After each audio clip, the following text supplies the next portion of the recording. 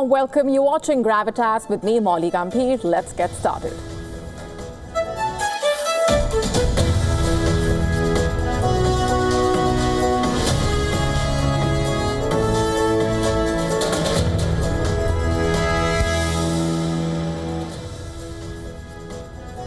Our top story tonight on Gravitas focuses on the Russia-Ukraine war.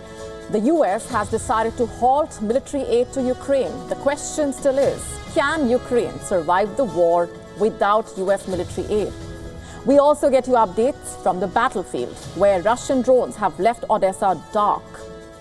And here's a look at what else is lined up for you on the show tonight. China is in the process of building a supercarrier, one which will give serious competition to the American carrier fleet. We tell you how.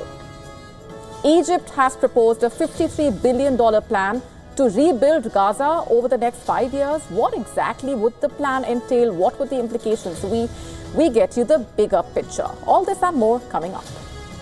Never cease. Is that your writing? Yeah. So we paid $500 million to World Health. I'm not telling you. Because you're in no position to dictate that. You're in no position.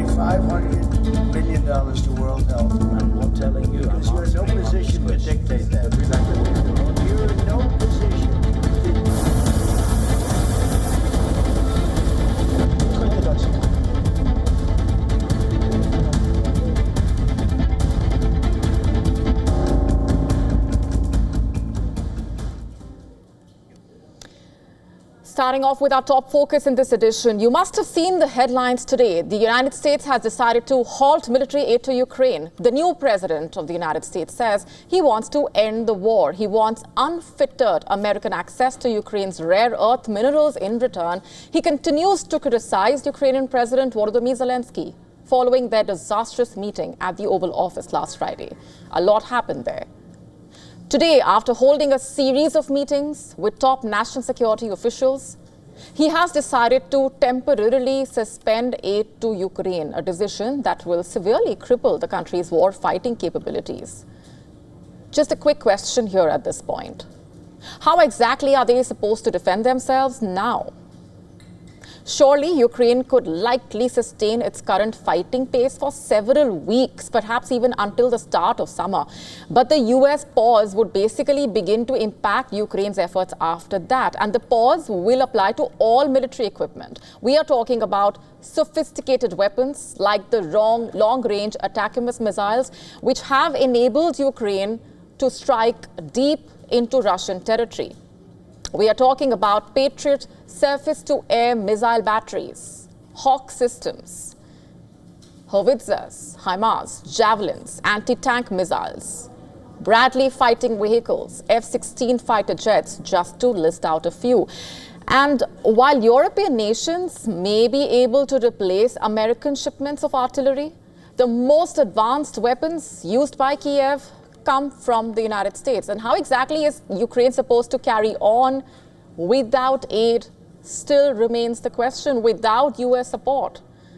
Ukraine, on its part, is putting up a brave face, of course. Kiev says that US halt of arms aid to Ukraine is painful but not fatal. But just have a look at these visuals from today. Overnight, a Russian drone attack on Ukraine's Odesa injured 4 people. The Russian attack damaged energy infrastructure causing power outages across the city and disrupting heating systems. The assault knocked out 3 boiler plants. Odesa, a port city on Ukraine's Black Sea coast with a population of around 1 million, has frequently been targeted by Russian attacks throughout the war. On the 1st of March, in fact, a Russian ballistic missile struck the Odesa port, damaging its infrastructure and injuring 2 employees of a foreign civilian ship flying the flag of Panama. But it wasn't just Odesa that suffered, you see. Overnight, Russian drone attacks also damaged several houses in the northeastern city of Sumy. The Ukrainian military reported that it shot down 71 of 83 drones, with 22 more likely downed by electronic warfare. The Ukrainians are also fighting Russia on Russian territory. On Tuesday, a Ukrainian drone attack targeted an industrial facility in Syzran, a city in southern Russia. There were no casualties, however. An oil refinery was damaged in the attack. Additionally, a mass drone assault by Ukraine ignited a fire at an oil pipeline in a district of southern Rostov, where falling debris caused a blaze at an industrial storage facility. Now, the key point here is that despite the ongoing discussions about diplomacy to end the war, the fighting and the violence on the ground have not ceased. Today, the Kremlin said that pausing U.S. military assistance would be the best contribution to peace. The Kremlin spokesman Dmitry Peskov was cautious on reports of a pause in U.S. aid and said that the details needed to be seen. He said that if this is true, then this is a decision that can really encourage the Kiev regime to come to the peace process. He said, and I'm quoting here, "It's obvious that the United States has been the main supplier of the war so far. If the United States stops being an arms supplier or suspends these supplies, it will probably be the best contribution to the cause of peace," quote unquote. And as far as Ukraine is concerned, its lawmakers have called the U.S. decision problematic, and they are hoping for European help. Listen in. If you take away weapons from a country or a person that is defending itself from the aggressor, it means you take side of the aggressor. I hope this would not happen, but it happened. Therefore, I cannot make any forecasts whether it is temporary or not, because I don't understand U.S. President Donald Trump's demands. The thing is, Russia controls currently just under a fifth of Ukraine. That's about 113,000 square kilometers. And Donald Trump, who spoke with Putin on 12th of February, says that he wants to be remembered as a peacemaker. But he has done a complete U-turn in a way as far as U.S. policy regarding the war in Ukraine is concerned, and has also stated that Kiev has no cards left to play. After more than a week of open hostilities between Washington and Kiev, the decision to pause aid is the biggest indicator of how far the ties have worsened.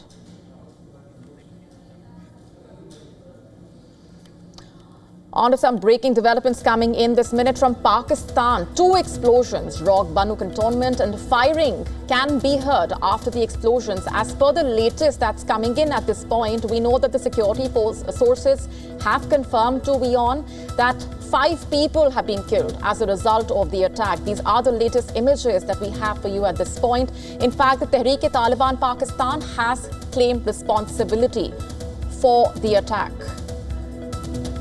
If you're just joining us, these are the images of the moment of that blast.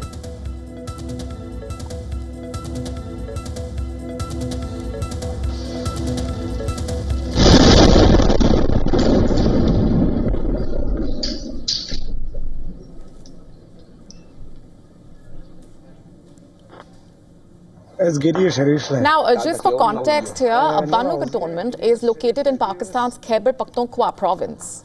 It is in fact the only military area in the district. And just looking back, in July last year, militants from the Pakistani Taliban group attempted to breach the cantonment's defenses, and they were repelled by the Pakistani armed forces. In fact, Pakistan has witnessed an uptick in terrorist activities in recent times, especially in Khyber Pakhtunkhwa and Balochistan. In the latest that we have for you at this point, these are the images As a result of that attack, 5 people have lost their lives, is what we know at this point. Let's go straight across now to our Pakistan Bureau Chief Anas Malik, who is joining us on the broadcast for more on that. Anas, what more can you share with us at this point? Well, what we know so far, Molly, is that this is an ongoing situation. At least 10 or 11 terrorists is who had entered the Bannu cantonment following these 2 explosions, and at least 5 among those 11 have been killed. Now, there is still continuing sporadic use of gunfire that can be heard in the area. The search and rescue operation is currently ongoing. At least 3 women and 2 children, including 2 children, they've been killed in the attack because of the impact of the blast that took place, and 6 civilians, including 2 women, they also have been injured in this attack. Now, it is also pertinent to mention that the Tehreek-e-Taliban Pakistan's offshoot, Hafiz Gul Bahadur Group's affiliate, the Jaish-ul-Ansar has claimed responsibility of this very attack itself, and the Jaish-e-Khurasan, in fact, have claimed responsibility of this attack, which continues which is currently continuing at the Bannu cantonment. Molly? Right, Anas, just for the benefit of our viewers, if you can lay out the significance of where this attack has taken place, given that Bannu cantonment is the only military area in that district, and also the fact that we have that confirmation of the claim of responsibility coming in.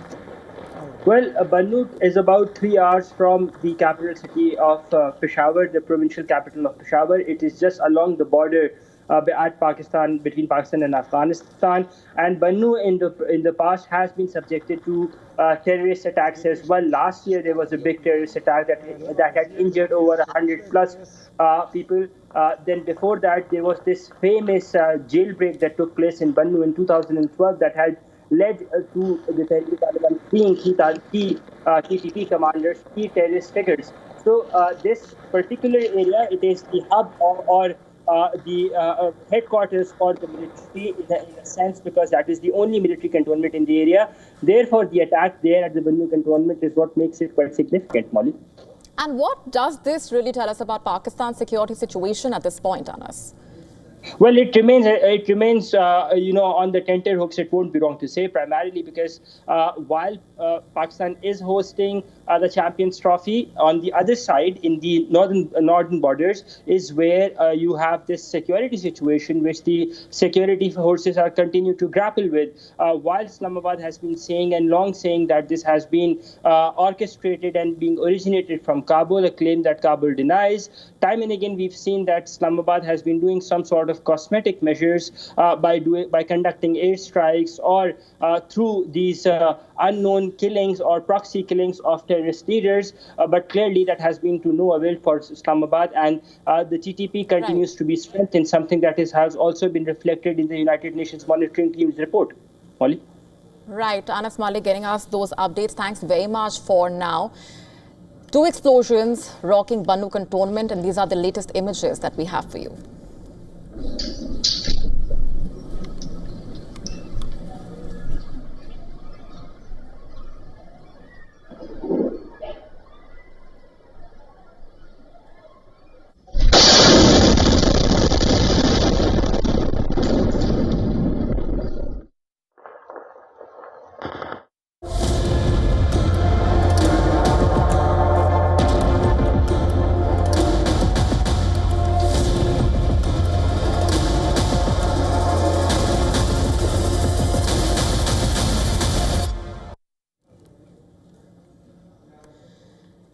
And shifting focus now to China. The country is in the process of building a supercarrier that will provide serious competition to the American carrier fleet, reportedly. Recent satellite images revealing that China is developing a massive nuclear-powered aircraft carrier, which could rival the largest vessel in the American fleet. The images in question were taken from China's Dalian shipbuilding facility in northeast China.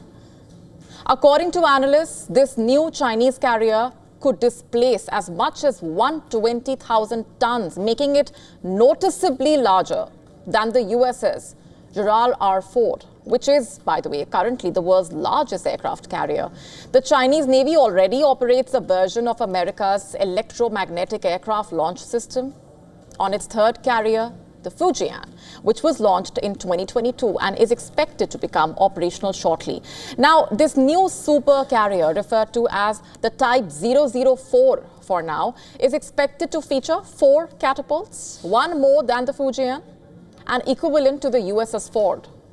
Analysts who have examined images of the new Chinese carrier say that it will be capable of operating up to 100 aircraft.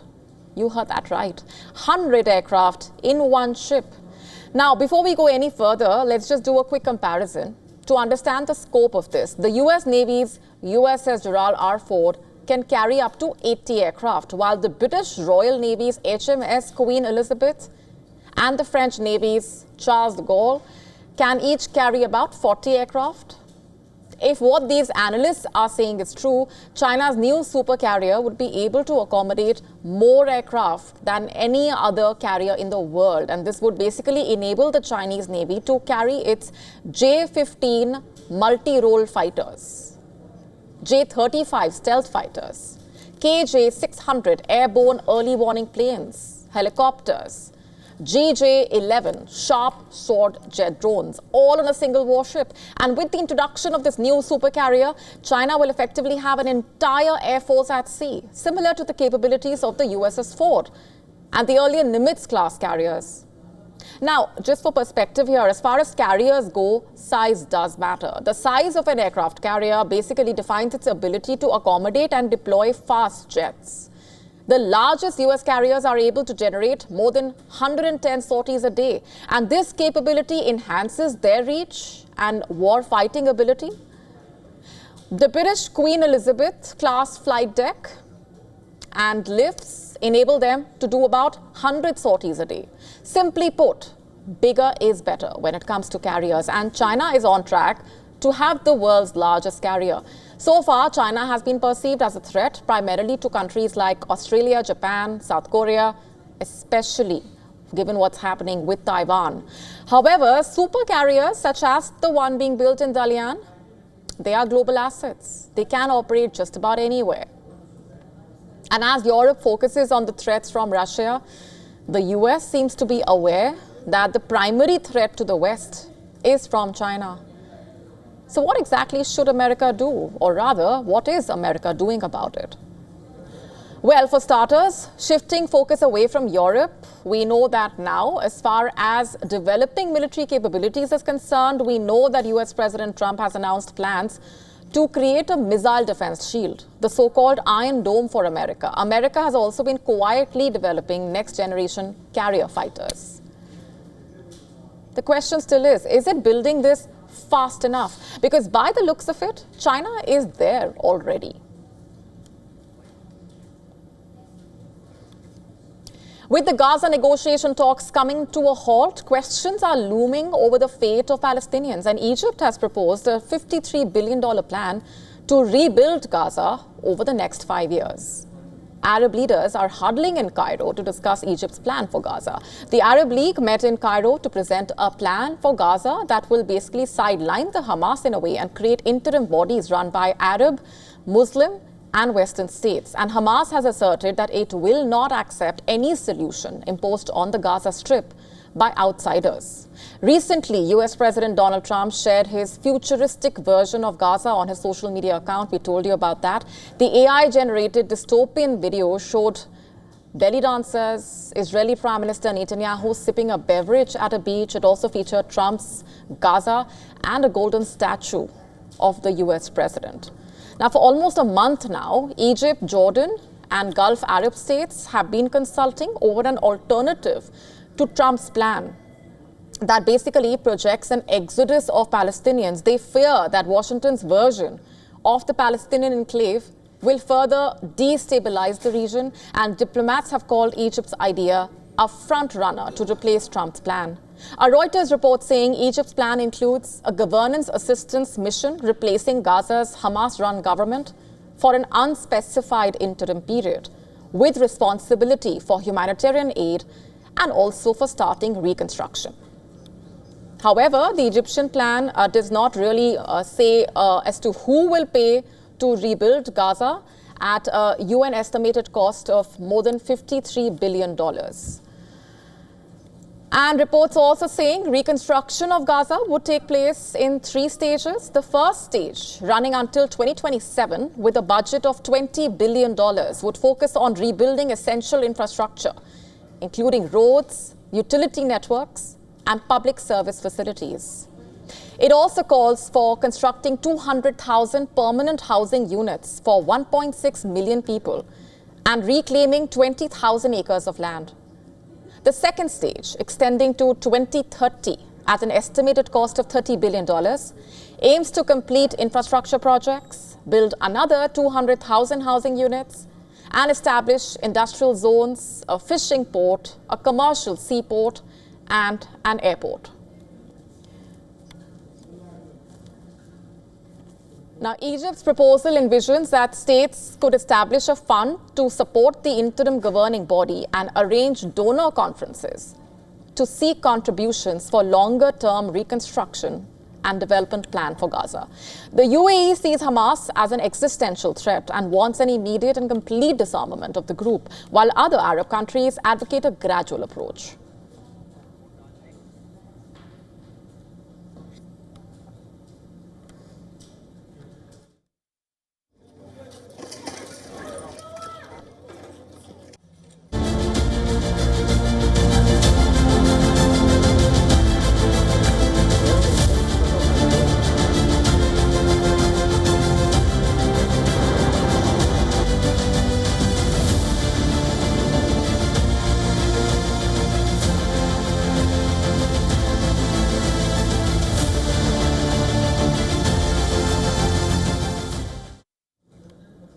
And our next story is from Pakistan. Several Baloch groups seeking to separate from the Pakistani establishment have come together to form an alliance. You heard that right. Baloch separatist groups led by the Baloch Raji Ajoyi Sangar have announced the formation of a unified military command to basically counter the influence of Pakistan and China in Balochistan, a very significant development.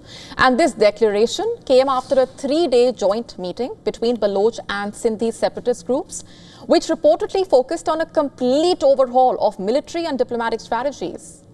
Just for context, the BRAS is a coalition formed in 2018 by what they refer to as pro-independence groups in Balochistan. The coalition has been established by merging the Balochistan Liberation Army, BLA, the Balochistan Liberation Front, BLF, the Baloch Republican Army, BRA. They have all committed to organizing themselves under the banner of the Baloch National Army. What does this mean for Pakistan, though? Remember, in 2024, Baloch insurgent groups carried out 938 attacks. These attacks reportedly resulted in over 1,000 deaths and significant property damage across 327 areas in 25 districts. Simply put, there was a 53% increase in attacks in 2024, along with an 80% rise in fatalities as compared to 2023, all credited to the armed Baloch groups in Pakistan. Among these groups, the Balochistan Liberation Army was the most active, single-handedly responsible for 302 attacks and over 580 deaths. The goal of organizing these groups under one unit basically is to transform the Baloch resistance forces from scattered operations into an organized, coordinated and decisive force. And according to their statement, this new force will prove to be an invincible wall against the enemy. Here's how the Pakistani government has reacted. Soon after the announcement, Rana Sanola, a senior leader of the Pakistan Muslim League N and former federal interior minister, issued a warning about the increasing security risks in Balochistan. He warned that if security measures are not enhanced, these armed groups could emerge from the mountains and take control of the region. The Baloch armed group strategy incorporates modern guerrilla warfare, using modern technology to infiltrate Pakistani intelligence and conduct attacks with precision. Their statement saying that a coordinated and systematic plan of action has been drawn up to completely eliminate the enemy's intelligence superiority, weaken its military positions and basically target its war equipment. We are talking about a renewed effort by the Baloch armed groups to target the Pakistan military. And it doesn't even stop there. The Baloch separatist groups will also focus on greater resistance against what they refer to as the looting of Baloch resources by Pakistan as well as China. They plan to escalate the blockade of key highways across Balochistan in order to disrupt the logistical, economic, military interests of the Pakistani state as well as Chinese entities.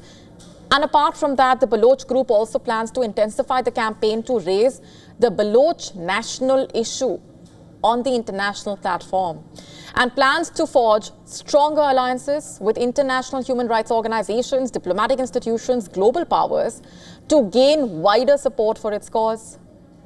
Now, the formation of BRAS is a major setback and also a challenge for the Pakistani government and the military, to say the least. The coming together of these Baloch groups is a major threat to the multiple China-Pakistan economic corridor projects being operated by the two countries. Remember, in recent years, these groups have targeted Chinese nationals and interests in Balochistan as well. The China-funded Gwadar seaport has also come under attack last year. The announcement by the Baloch liberation groups is being seen as a major setback for Chinese interests in Pakistan, and Pakistan has invested huge funds in these projects that have been on target by the Baloch groups. Pakistani government has so far failed to protect itself as well as Chinese projects from Baloch insurgency. So how exactly will it respond to this new threat is the immediate question. And at this point, let's just tell you what else is lined up for you on the show tonight. The Congo crisis continues to dominate headlines with over 100 hospital patients reportedly abducted. We get you a detailed report on what's happening on the ground and why the developments are extremely concerning.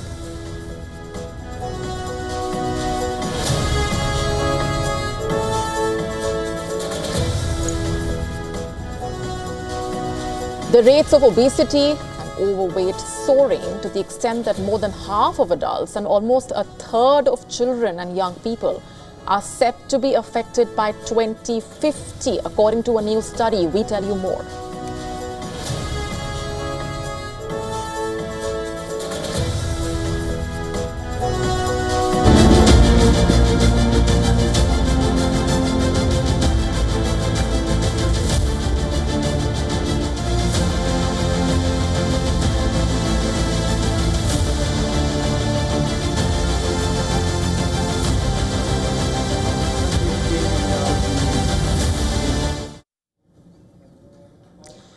On to the United States now. What is the impact going to look like as a result of Donald Trump's tariffs? Donald Trump imposed 25% taxes on imports from Canada as well as Mexico and doubled his levies on Chinese products to 20%. And of all the three countries, namely Canada, Mexico and China, touted as America's top trading partners, China and Canada have announced retaliatory measures. What will the larger implications be of Trump's moves? We'll get into that in just a bit. First, let's tell you this. In response to Trump's tariffs coming into effect, China announced 15% tariffs on imports of chicken, wheat, corn and cotton from the US, as well as 10% tariffs on imports of meat, fish, soybeans, fruits, vegetables and dairy products. Meanwhile, Canada imposed 25% tariffs on $30 billion worth of goods. Let's first give you a lowdown of the sectors where the prices may be first hit as a result of Trump's tariffs. First comes automobile, next is crude oil, computers, clothes and toys set to be impacted, liquor like tequila or Canadian whiskey, fruits and vegetables. Now, just last year, the US did nearly $2.2 trillion worth trading of goods with the countries Trump is presently targeting. And this includes exports as well as imports. With Mexico, the US did a trade of $840 billion. With Canada, it did a trade of $762 billion, $582 billion with China. What about now? Well, Donald Trump has declared an economic emergency to justify the duties imposed. This, by the way, also marks the most aggressive use of tariffs by the US since the 1930s. But why is that in place exactly? According to Trump, sanctions are necessary to reduce the flow of undocumented migrants and illicit drugs across the US border. And how exactly do these sanctions look like? To start off with, the energy imported from Canada, including oil, natural gas and electricity, will be taxed at a lower 10% rate, thus offering a concession to households in the US Northeast and Midwest that depend on Canadian energy. And this is only the beginning, as Trump's tariffs spell doom for notable sectors such as auto production. According to S&P Global Mobility, a trusted leader in automotive intelligence, more than 1 in 5 of the cars and light trucks sold in the US were built in Canada or Mexico. In 2024, the US imported $79 billion worth of cars and light trucks from Mexico, which is far more than any other country, $31 billion from Canada. Not just that, another $81 billion in auto parts came from Mexico, $19 billion from Canada. Also, given that Canada supplies the engines of some of the premium and iconic cars in the automobile market, with China as well, the US did a trade of $18 billion worth auto parts. But that's not all. Another good which is into the fray is crude oil. In 2024, Canada shipped the US $98 billion worth of crude oil, making it by far America's biggest foreign supplier. And Mexico did $12 billion. Among the goods that could be impacted due to Trump's tariffs on China are computers, clothes and toys. According to the Commerce Department data, the US also imported more than $32 billion in toys, games and sporting goods from China last year. The US also imports billions of dollars a year in clothing from China, including more than $7.9 billion in footwear. Americans might want to think twice as far as raising toast is concerned, as well, as tariffs could raise the price for those raising a glass of tequila or Canadian whiskey. According to the Distilled Spirits Council of the United States, a trade group, in 2023, the US imported $4.6 billion worth of tequila and $108 million worth of mezcal from Mexico, while it imported $537 million worth of Canadian spirits, including $202.5 million worth of whiskey. And lastly, fruits and vegetables also might bear the brunt of these tariffs. And for US citizens grappling still with high grocery prices, and now a trade war might burn a hole in consumers' pockets. Just to give you a sense here, in 2024, the US bought more than $49 billion in agricultural products from Mexico, including 47% of imported vegetables, 40% of fruits, whereas farm imports from Canada came to $41 billion. Market analysts saying particularly hit will be Mexican avocados, hugely popular in the US, which dominate the stores. And now, as it stands, the fears of US farmers stand true, with Canada slapping tariffs on US products like soybeans and corn, and China imposing tariffs on imports of chicken, wheat, corn and cotton, thus bringing back memories of trade war during the earlier Trump administration.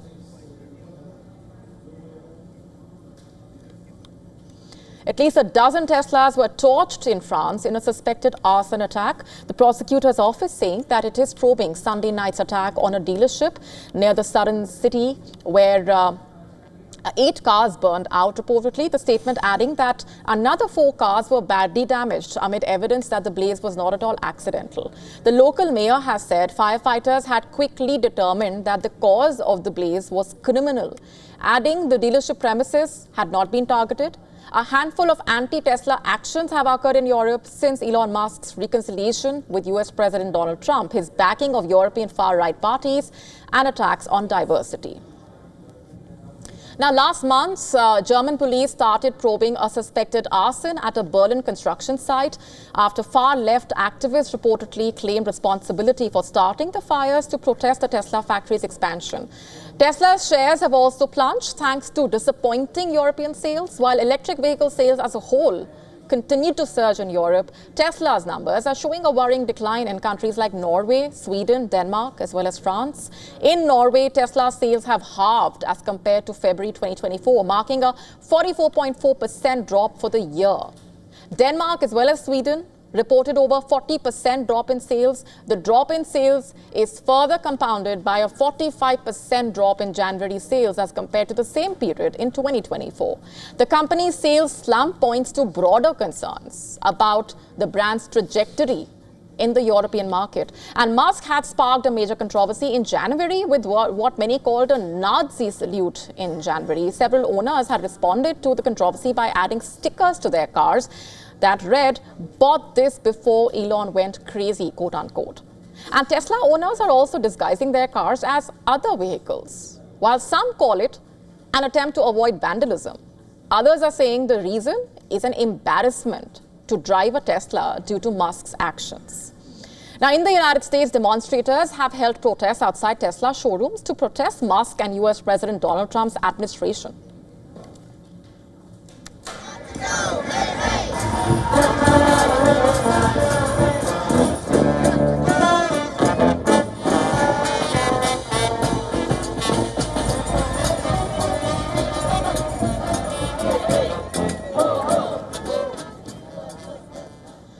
Meanwhile, Britain's Royal Society held a meeting following calls to Elon Musk from the prestigious Institute of Scientists. Members have raised concerns about Musk, who was elected a fellow in 2018. Nobel Prize winners were among more than 3,000 people who signed an open letter last month saying Musk had broken the society's code of conduct by promoting unfounded conspiracy theories.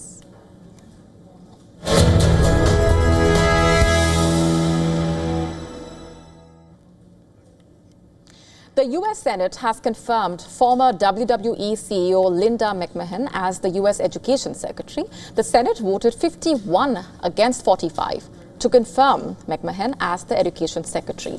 And with this, she will be in charge of an agency that the Trump administration wants to eliminate. Trump has vowed to decentralize education and transfer the department's authority to state governments. She has said that she agrees with President Trump's mission to eliminate the education department. And during her hearing last month, she said that most Americans wanted to get rid of the education department, and she was ready to make it happen. McMahon further asserted that the excessive consolidation of power in Washington was harming education. However, there appears to be significant public opposition to this demand.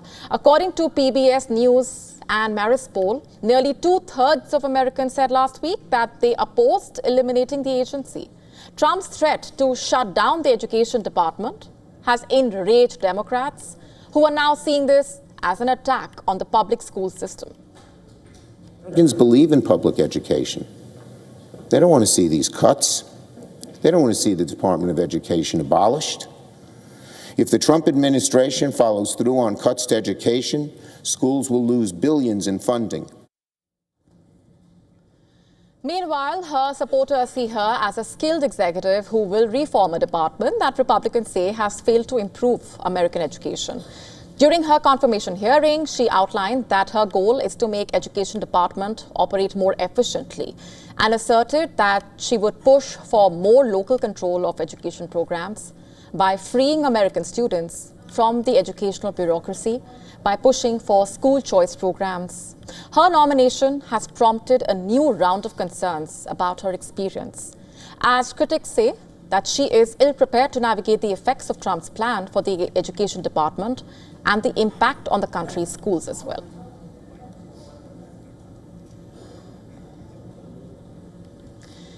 AI is transforming various industries around the world, and now it has entered the classroom as well.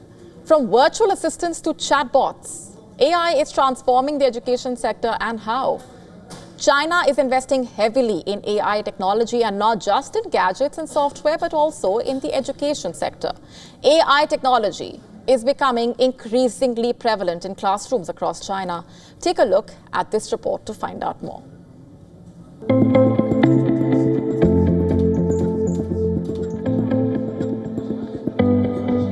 In 2024, China's Ministry of Education issued a major policy promoting AI education in primary and secondary school classrooms. The goal is to achieve full coverage of AI educational courses by 2030. The requirements are very clear. Primary school students will focus on experiencing AI, while high school students will develop skills that can be applied to AI projects. From robots to programming courses on AI, experts say a future-oriented education revolution is now unfolding in China. Look at this, for instance. This is a school in Chengdu, the capital city of southwest China's Sichuan province. Students at this school can be seen having conversations and interacting with an AI humanoid robot. We can now see the future very clearly. For example, 10 or 20 years from now, just like these primary and high school students, they will definitely face the world of artificial intelligence after they start working. The future determines they must learn artificial intelligence from now on. Courses like how to use AI programming to build small robots have become compulsory courses in some Chinese primary schools. We are earnestly promoting the strategic action of digital education and carrying out a series of application scenarios such as moral education, teaching, sports, aesthetic, and scientific education enabled by AI. And with China pushing for full AI integration, by 2030, one can't help but think what the future holds for AI in education.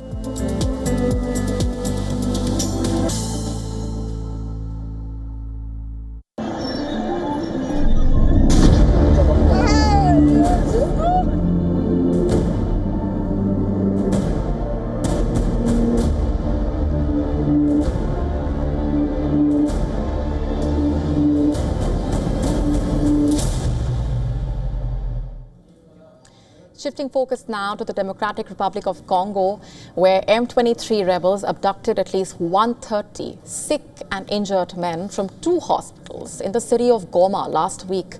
As per the United Nations, on February 28, the fighters raided 2 hospitals and took 116 patients from one and 15 patients from the other. What's more, the abducted men were suspected of being DRC soldiers or members of a pro-government militia. Meanwhile, families in eastern Congo laid to rest victims of a deadly bombing that killed at least 13 people in Bukavu, as grieving relatives pleaded with the government to ensure peace and security. At the end of January of this year, the Tutsi-led M23 marched into the city of Goma and have since made advances into East Congo, during which they seized territory and gained access to valuable minerals. Their advance, which started in late December, is the gravest escalation in a long-running conflict that has gripped the country. Since January, as per the government, about 7,000 people have been killed in East Congo and almost 500,000 were left without shelter after 90 displacement camps were destroyed in the fighting which shows no signs of abating. However, the UN in its statement urged the M23 rebels to respect international humanitarian law, protecting the sick and the injured in the course of war. Meanwhile, victims of deadly bombing that killed at least 13 people in Bukavu, one of the key cities captured by the rebels back in February, were laid to rest, and families mourned over the loss of lives of the loved ones whose photographs were placed in front of the caskets. We have lost a family member, my older brother named Bruno. He left the house to visit his younger brother in the Kadutu commune. He was given access, but after entering the place where the meeting was held, the exit was prohibited. That's how he died from the explosion of these bombs at the Independence Square. The families also pleaded with the government to help them in times of distress. However, no group has claimed responsibility for the attack as of now. The details of the attack are heart-wrenching. Reportedly, the city's general hospital was treating 68 people for injuries, and Congo's Interior Ministry has said nearly 100 had been seriously injured, while 11 people died on the spot. Others succumbed to their injuries in the hospital. Last week, the UK government added to calls for the rebel group to be part of an inclusive dialogue to help find a political solution to the conflict. However, despite growing international pressure, the Democratic Republic of Congo remains resolute in its decision not to have direct talks with the M23 rebel group. So what happens next? After all, the stakes keep getting higher.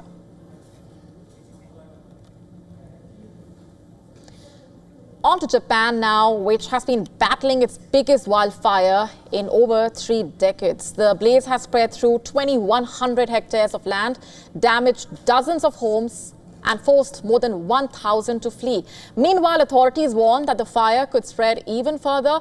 Our next report telling you more.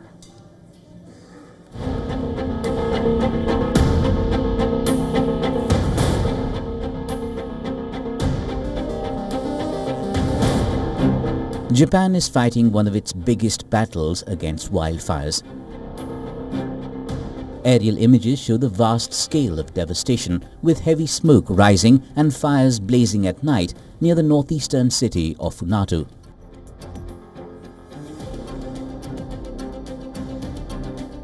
Over 2,000 troops and firefighters are combating an extensive forest fire. They're working day and night to contain the blaze, which first broke out in late February. Weather officials say an unusually dry winter and strong winds may be the reason behind the fires intensifying. This week, as the fire spread further, residents were forced to take refuge in school gymnasiums and other shelters. Some students are very discouraged and heartbroken. One showed me a picture of their house burning down and said to me, "There's nothing left." Another said, "Even if I get into a high school, I don't know where I could stay for that." This is Japan's biggest forest fire since the late 1980s, and the magnitude of it is greater than can be imagined.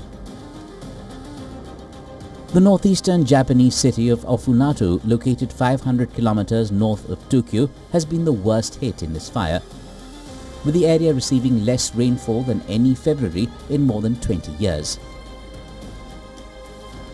In the wake of this blaze, Prime Minister Shigeru Ishiba has vowed to deploy more resources to limit the damage and safeguard public homes and properties.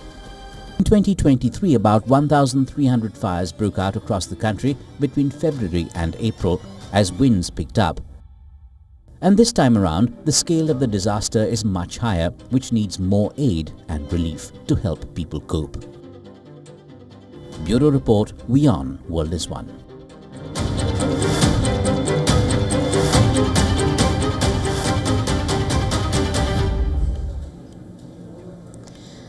Jammu and Kashmir, popularly known as the Paradise on Earth, has witnessed an impressive surge of tourists in the last 2 years.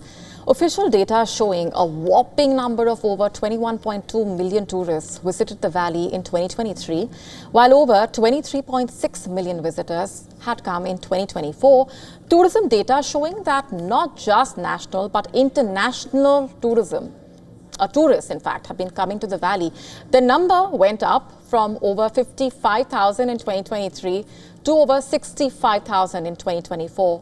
The allure of the valley comes as no surprise, given the region is blessed with lush green valleys, snow-capped mountains, beautiful lakes, picturesque landscapes. The climate playing a significant role as well in the scenic landscape. As of now, higher regions in the valley have received a fresh batch of snowfall. The lakes in Kashmir are crystal clear, stunning and pristine. Srinagar boasts of the Dal and the Dal, of course, being an attractive tourist destination. As the winter chill continues to engulf the region, tourists enjoy shikara rides at Dal Lake as well.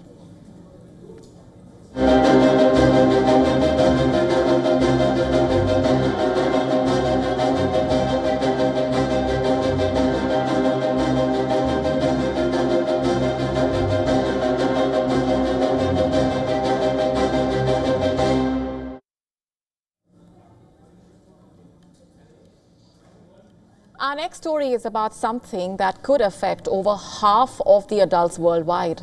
Over half of the adults across the world. According to a new study, rates of obesity and overweight are soaring to the extent that more than half of adults and almost a third of children and young people are set to be affected by 2050. Can you imagine that?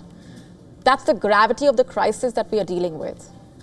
Just to lay this down in terms of numbers, according to research published in The Lancet, this basically represents more than 3.8 billion adults and 746 million children and adolescents. The team used data from 204 countries and territories to come up with their estimates and basically project what could happen in the future without action. What could happen in the future without action. And according to them, the rates of overweight and obesity have already more than doubled over the past 3 decades, with more than 2.1 billion adults and 493 million young people between the ages of 5 to 24 years affected as of 2021. Those are staggering numbers. In fact, with the Lancet study predicting that nearly a third of India's projected population will be overweight or obese by 2050. As you may be aware, obesity is associated with an increased risk of serious health problems like diabetes, some cancers, heart disease as well. It's been called a global epidemic of overweight and obesity. Also, a monumental social failure. But how exactly can one course correct? According to researchers, governments should use the estimates to focus on how to help populations most at risk, particularly around improving access to healthy diets and looking at the severity of the crisis. Experts have gone to the extent of suggesting that obesity must be officially recognized as a major non-communicable disease. Now, going back to the study we just told you about, it does have limitations reportedly, including data gaps and the use of body mass index as a marker. Not just that, it did not take into account the potential impact of obesity drugs, which have seen a huge demand in richer countries where they are available. And we have been telling you about this. So while the picture looks different in different parts of the world, researchers have said an accelerated rise in obesity among young people and the rise in low and middle income countries where health systems cannot cope with the coming disease burden were particularly worrying. In fact, what's also concerning here is that a separate study has raised the issue. It's called the World Obesity Atlas from the World Obesity Federation. According to the president of the federation, the most affected regions are developing countries. The fact of the matter is, this is one of the biggest public health challenges at this point across the world. The question still remains, are we really doing enough to tackle this? India's Prime Minister Narendra Modi recently inaugurated the Vantara Wildlife Rescue Centre, located in Jamnagar in the Indian state of Gujarat. This one-of-a-kind sanctuary focuses on animal welfare and conservation. These are some heartwarming moments from the Prime Minister's visit there. From playing with Asiatic lion cubs to visiting the wildlife hospital equipped with state-of-the-art facilities, Prime Minister Modi reviewed the amenities available for the animals. After his visit, the Prime Minister took to the platform X and wrote, "An effort like Vantara is truly commendable, a vibrant example of our centuries-old ethos of protecting those we share our planet with," quote unquote.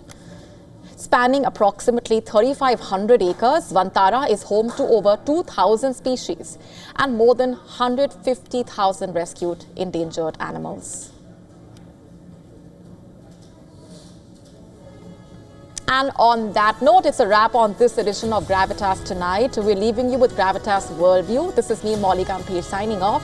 Thanks very much for watching.